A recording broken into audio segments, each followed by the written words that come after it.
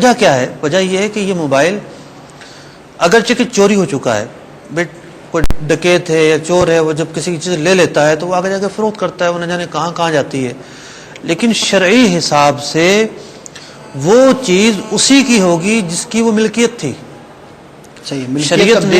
شریعت نے مسلمانوں کے جو حقوق ہیں اس کا اتنا تحفظ کیا ہے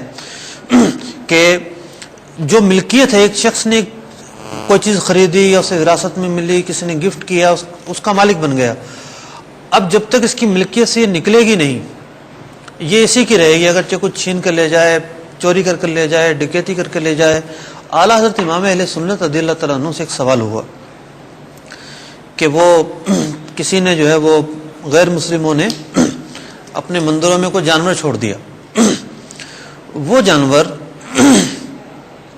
مارکیٹ میں آیا، کسی نے اس کو پکڑ لیا، مارکیٹ میں آنے کے بعد اسے کسی مسلمان نے خریدا اور خریدنے کے بعد قربانی میں اسے ذبح کر دیا۔ سوال یہ کیا گیا کہ اس جانور کی قربانی ہوئی یا نہیں ہوئی؟ اب دیکھیے، جس نے وہ جانور خریدا اس نے پیمنٹ کی تھی، منڈی گیا تھا، جا کر وہاں سے خریدا، لیکن بعد میں پتہ چلا ارے جناب یہ تو جانور وہاں سے آیا ہوا ہے۔ امام اہل سنت رضی اللہ تعالیٰ عنہ کی بارگاہ میں سوال آیا، امام اہل سنت رضی اللہ تعالیٰ عنہ نے اس کا جواب ارشاد فرمایا کہ اس شخص کی قربانی نہیں ہوئی۔ وجہ کیا ہے کہ نہ صرف دیکھیے آپ مسلمانوں کے حقوق ہیں بلکہ کافروں کا وہ مال تھا، کسی نے آ کے مندر پہ چھوڑا، لیکن جس نے اس کو پکڑا اس کے پکڑنے سے وہ مالک تو نہیں بن گیا، وہ اصل مالک کی ملکیت میں باقی رہا۔ تو امام اہل سنت رضی اللہ تعالیٰ عنہ نے فرمایا کہ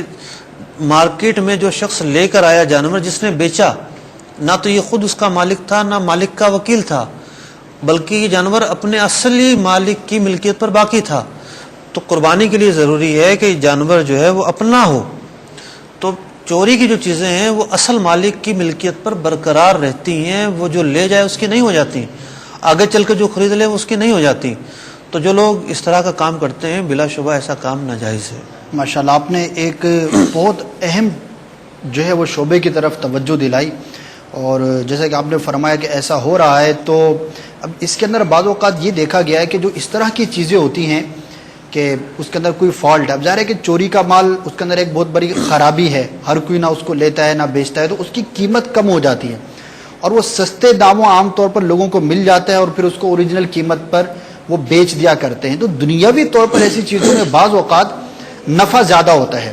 اور اس کی طرف بہت سارے لوگ مائل ہو جاتے ہیں اور طرح طرح کے ہیلے کر کے، بہانے کر کے، دل کو منا کے اس کو جو ہے وہ فروغ کرتے ہیں اور دنیاوی نفع حاصل کرتے ہیں۔ تو اللہ تعالیٰ کی بے نیازی سے ڈرنا چاہیے۔ اگر آپ کو کچھ مالی طور پر زیادہ اس میں نفع حاصل ہو رہا ہے، لیکن آپ کو معلوم ہے کہ یہ چوری کی شے ہے، جو آپ کو دے رہا ہے اگرچہ وہ اس کو اپنا کہہ کے دے رہا ہے، لیکن آپ کو معلوم ہے کہ یہ شے اس کی نہیں،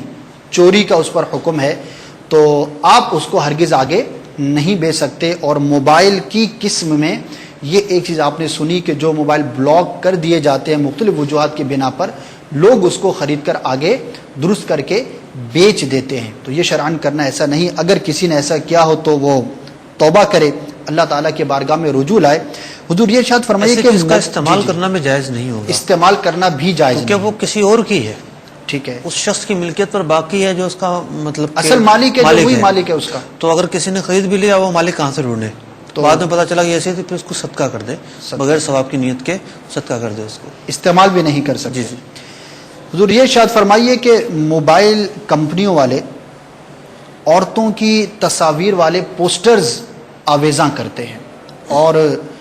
اس کا میرا خیال مدنی چینل کے ہر ناظر کو تجربہ ہوگا، اور عموماً بازاروں میں، جگہوں پر، روڈز پر، مختلف مقامات پر یہ پوسٹر بڑی بڑی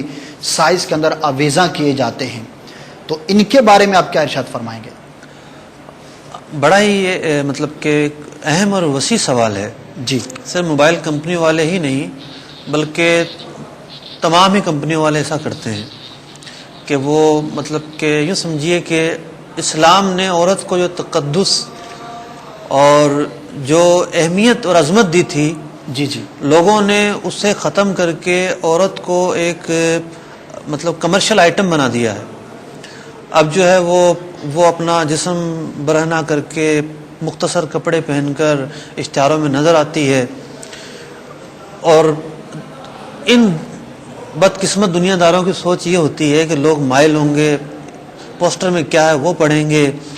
اور ہماری کمپنی کا نام پڑھیں گے، ہماری طرف متوجہ ہوں گے۔ ایک بہت ہی مطلب کہ